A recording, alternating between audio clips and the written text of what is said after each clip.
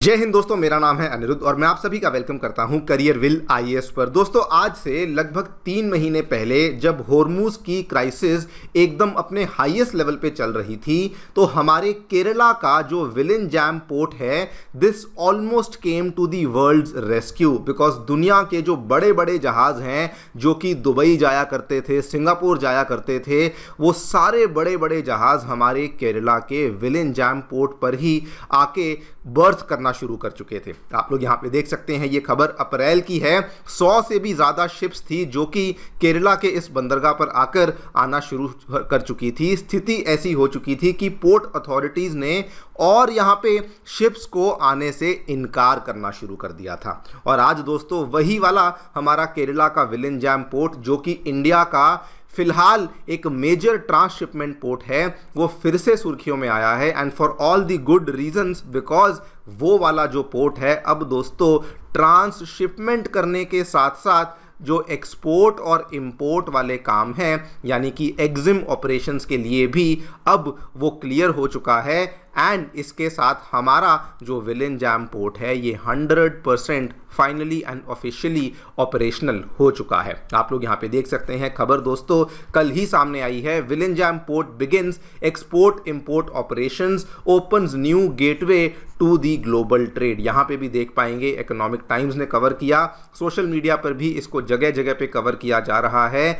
Adani has commenced full fledged EXIM operations at Vizhinjam international sea port. और इसको लेकर कुछ तस्वीरें भी सामने आई हैं जहां पे केरला की जो पॉलिटिकल लीडरशिप है, उनके सीएम और भी कई सारे बड़े बड़े मंत्री और कई सारे जो इंडस्ट्रियलिस्ट हैं, वो भी यहाँ पे इस पोर्ट के एग्जिम ऑपरेशंस की इनॉग्रेशन में शामिल हुए थे। इसी पूरी डेवलपमेंट के बारे में हम लोग चर्चा करने वाले हैं, क्या एग्जैक्टली देखने को मिला है, बल्कि इसके साथ में जो पहला हमारा ऑफिशियल एक्सपोर्ट कार्गो है वो भी अब विलिंजाम पोर्ट से ऑफिशियली निकल चुका है, वो भी समझेंगे।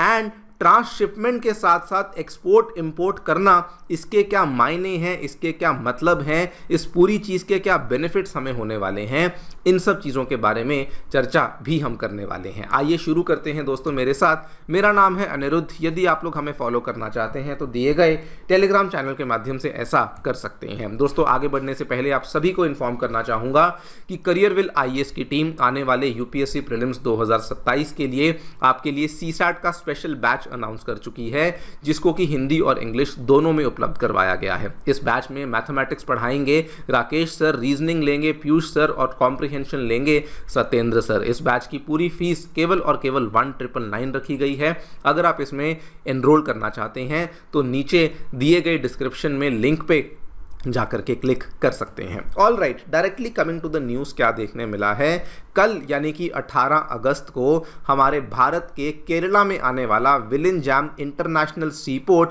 इसने फॉर्मली दोस्तों full fledged export import operations को अब शुरू कर दिया है। ये पूरी की पूरी इनॉग्रेशन केरला के जो नए मुख्यमंत्री हैं वीडी सतीसन, इनके द्वारा इसको फ्लैग ऑफ किया गया, जिसके बेसिस पे अब जो पोर्ट है वो मल्टीपल ऑपरेशंस के लिए एक्टिव हो चुका है। बल्कि पहला कार्गो भी शिप हो चुका है। कार्गो किस चीज़ का था? केरला से ही आए हुए कुछ फूड और कुछ स्नैक प्रोडक्ट्स थे जो कि यूरोपियन मार्केट्स के लिए बाउंड थे, और वो इस बंदरगाह से हमने फ्लैग ऑफ कर दिए हैं। Before we talk about anything else, ये क्या इसके मतलब है कि पहले ये केवल ट्रांसशिपमेंट था और अब ये एक्सपोर्ट इंपोर्ट करता है, इस चीज़ को समझ लीजिए। अभी तक दोस्तों क्या होता था, आप भी जानते हैं कि विलिंजाम पोर्ट जो है ये केवल और केवल एक ट्रांसशिपमेंट पोर्ट की तरह ही काम करता था। मतलब कि मान के चलिए यूरोप की तरफ से कोई भी यहाँ पे बड़ा जहाज आया जिसने कि मान के चलिए चाइना की तरफ जाना है, तो वो वाला जहाज बीच में आकर के एक ट्रांसशिपमेंट पोर्ट पे आकर के बर्थ करता था, और वहाँ से या तो उसका सामान छोटे जहाज़ों में अनलोड होता था या फिर कभी कभार नहीं भी होता था, और केवल वो बीच में आकर के ब्रेक लेता था और वहाँ से वो डेस्टिनेशन पोर्ट यानी कि चाइना तक चला जाता था। ये वाला काम, ये वाला जो पोर्ट था ये अभी तक कर रहा था। लेकिन अब ये वाला जो पोर्ट है ये इंडियन एक्सपोर्ट्स को डायरेक्टली हैंडल करेगा, यानी कि इंडियन एक्सपोर्ट्स डायरेक्टली इसी पोर्ट से लोड होंगे और वो अल्टीमेटली इंटरनेशनल डेस्टिनेशंस पर जा पाएंगे। सिमिलरली इंडियन इंपोर्ट्स जो होंगे वो इसी पोर्ट पे आके डायरेक्टली अनलोड होंगे और उसके बाद हमारी इंडिया की टेरिटरी में कहीं पर भी जा सकते हैं। इसके साथ में कस्टम क्लियर कार्गो एंटरिंग या फिर लीविंग इंडिया वो भी अब विलिंजाम के थ्रू पॉसिबल होगा। And road movement of containers बंदरगाह और इंडिया के बिजनेसेस के बीच में ये भी होना शुरू हो जाएगा। इसको मैं आपको और थोड़े से बेहतर और सिंपल एग्जांपल के थ्रू समझाता हूं। मान के चलिए कि कोई एयरपोर्ट है, ठीक है। अगर इस केस में हम दिल्ली एयरपोर्ट की बात करते हैं, कोई ऐसा व्यक्ति है उसने लंदन से बैंकॉक तक जाना है, उस केस में मान के चलिए उसकी कनेक्टिंग फ्लाइट है। पहले वो नई दिल्ली पहुंचेगा, नई दिल्ली से मात्र अपने प्लेन को चेंज करेगा और उसके बाद बैंकॉक चला जाएगा।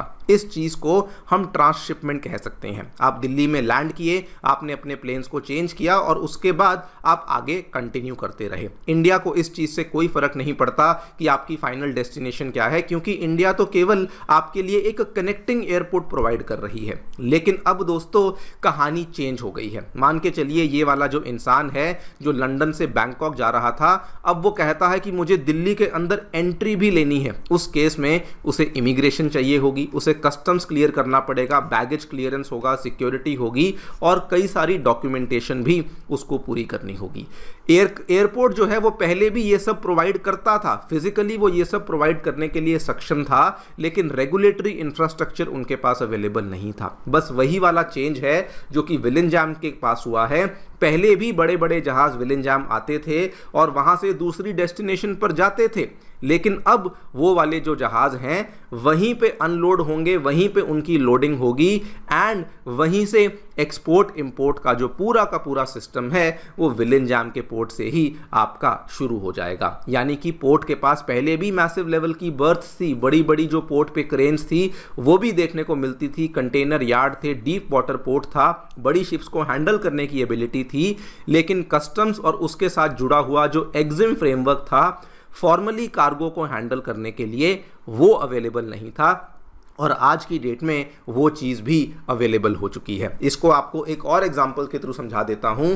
मान के चलिए सैमसंग नामक कंपनी है जो कि इंडिया में अपने कुछ सामान को इंपोर्ट करना चाहती है। पहले क्या होगा, सामान साउथ कोरिया से निकलता था, वहां से विलिंजाम आता था, विलिंजाम से क्या होता था, वही वाले सामान को किसी छोटे जहाज में लोड किया जाता था और वो छोटा जहाज उसके बाद किसी और इंडियन पोर्ट पे जाएगा। It can go to Mumbai port, it can go to Visakhapatnam port, किसी भी और पोर्ट पे जाके फिर वहां से वो इंडिया की टेरिटरी में एंट्री करता था। लेकिन अब क्या है, जो सामान है वो साउथ कोरिया से डायरेक्टली विलिंजाम आएगा, विलिंजाम पे वो वाले सामान को अनलोड किया जाएगा, जहां से वो सैमसंग की फैक्ट्री भारत में जहां पर भी है, फिर भले वो तमिलनाडु में है, फिर भले वो नई दिल्ली में है, नोएडा में है, वहां पे जाकर के उस सामान को पहुंचा दिया जाएगा। This is the main difference जो कि आज की डेट में हम लोग विटनेस करने वाले हैं। ये सेम एग्जांपल आप एक्सपोर्ट्स का भी ले सकते हैं। कोई टेक्सटाइल मैन्युफैक्चरर है जो कि तमिलनाडु के तिरुपुर में काम करता है,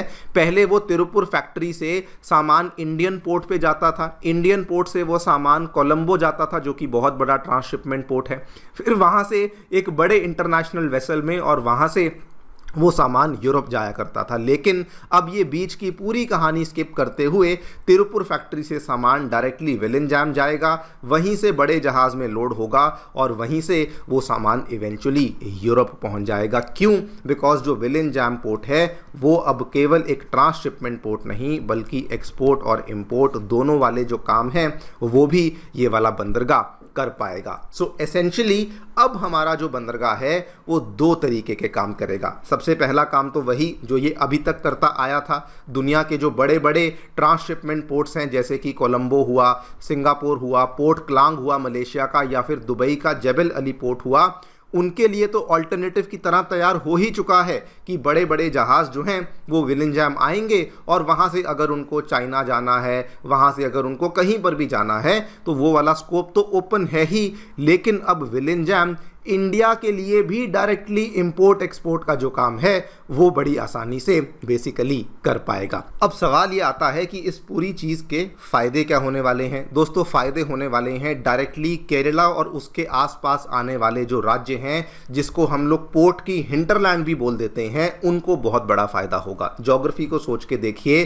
केरला और उसके आसपास आने वाले तमिलनाडु, कर्नाटका, जो कि अपने आप में बहुत ही बड़े बड़े इंडस्ट्रियल पावर हाउस माने जाती हैं स्टेट्स, वो सारी की सारी स्टेट्स के लिए अब ये वाला जो आपका बंदरगाह है एक्सपोर्ट इंपोर्ट के लिए ओपन हो चुका है। सोच के देखिए, केरला से आने वाला सी फूड, केरला से आने वाली spices, rubber products, pharmaceuticals, food products, engineering products, consumer goods, ये सारी की सारी चीज़ें डायरेक्टली अब जाएंगी विलिंजाम पोर्ट। वहाँ से दुनिया में जहाँ पर भी भेजना है, यूरोप भेजना है वहाँ भेजिए, यूएसए भेजना है वहाँ भेजिए, साउथ अमेरिका भेजना है वहाँ भेजिए। सिमिलरली तमिलनाडु इतनी विशाल लेवल पे ऑटोमोबाइल मैन्युफैक्चरिंग है, ऑटो कंपोनेंट्स हैं, टेक्सटाइल्स हैं, इलेक्ट्रॉनिक्स हैं, सारे सामान को डायरेक्टली विलिंजाम भेजिए और वहाँ से यूरोप, अमेरिका, जहाँ पर भी आपको भेजना है आप वहाँ पे इसको भेज सकते हैं। और ये दोस्तों ऐसा नहीं कि चीज़ें स्क्रैच से स्टार्ट होंगी, ये वाला बंदरगाह ऑलरेडी मेजर लेवल पे शिपिंग ट्रैफिक को अट्रैक्ट कर रहा था। पिछले साल ही 2025 की ये वाली खबर देखिए, उस टाइम पे जो एक अनुमान लगाया गया था कि ये वाला पोर्ट कितने मिलियन कंटेनर्स को हैंडल करेगा, ये ऑलरेडी अपनी कैपेसिटी से ज़्यादा पोर्ट्स यहाँ पे कंटेनर्स को हैंडल कर रहा था। ये खबर देखिए सितंबर 24, 2025 की है।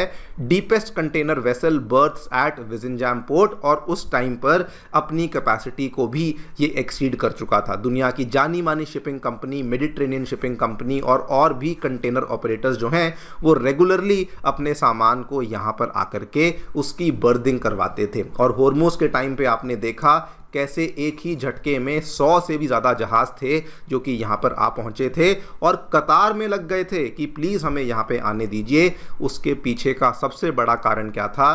क्योंकि ईस्ट वेस्ट शिपिंग रूट के ऊपर विलिंजाम की लोकेशन बहुत ही शानदार थी। ग्लोबल शिपिंग लेन से केवल 10 नॉटिकल माइल्स की दूरी पर थी। ग्लोबल शिपिंग लेन्स क्या हैं? जो ये आप इतनी बड़ी लाल रंग की रेखा देख रहे हैं, यही दोस्तों ग्लोबल शिपिंग लेन है। और ये विलिंजाम का जो बंदरगाह है इससे मात्र 10 नॉटिकल माइल्स की दूरी पर था। इसका अगर मैं नेचुरल कंडीशंस की बात करूं, बहुत ही डीप नेचुरल ड्राफ्ट है, 24 से 28 मीटर का है, यानी कि अल्ट्रा लार्ज कंटेनर शिप्स को ये वाला बंदरगाह बहुत ही आसानी से हैंडल कर सकता है। इसीलिए ये पोर्ट आज से नहीं बल्कि पहले से ही इसकी पॉपुलैरिटी बढ़ चुकी थी। और ये चीज़ और बढ़ने वाली है बिकॉज नाउ जब ये ट्रांसशिपमेंट के साथ साथ एक्सपोर्ट इंपोर्ट भी करने लग चुका है, कहा जा रहा है 16,000 करोड़ की फेज़ 2 की एक्सपेंशन होने वाली है, जिसमें कि 2.3 मिलियन TEU मतलब कि 20 फुट इक्विवेलेंट कंटेनर्स यहाँ पे और कैपेसिटी एडिशन होने वाली है।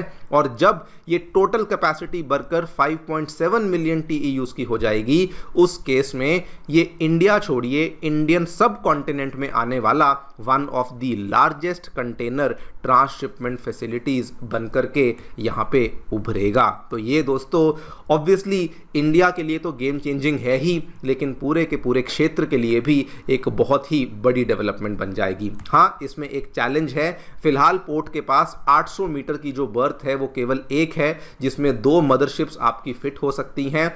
और भी यहाँ पे प्रोसेस चल रहा है, लेकिन वो प्रोसेस तैयार होने में कम से कम 2 साल लगेंगे। अगर ये चीज़ स्पीड अप हो सकती है, उस केस में ये वाला जो पोर्ट है ये और भी ज़्यादा बड़ा आपके लिए गेम चेंजिंग साबित हो सकता है। देखते हैं क्या होता है, बट फिलहाल के लिए आज जो हुआ है दैट इज़ समथिंग रियली जो कि इंडिया के लिए सेलिब्रेशन वाली मोमेंट बन जाती है। वैसे आपको बता दूं, इंडिया का दूसरा ट्रांसशिपमेंट पोर्ट भी है जो कि स्ट्रेट ऑफ मलक्का के पास दोस्तों आने वाला है। आप मुझे कॉमेंट सेक्शन में उस नए आने वाले पोर्ट का नाम भी बता सकते हैं। फिलहाल के लिए वीडियो में इतना ही। आप लोग जो भी सोचते हैं बताएं कमेंट सेक्शन में। Thank you so much for listening. Stay tuned and stay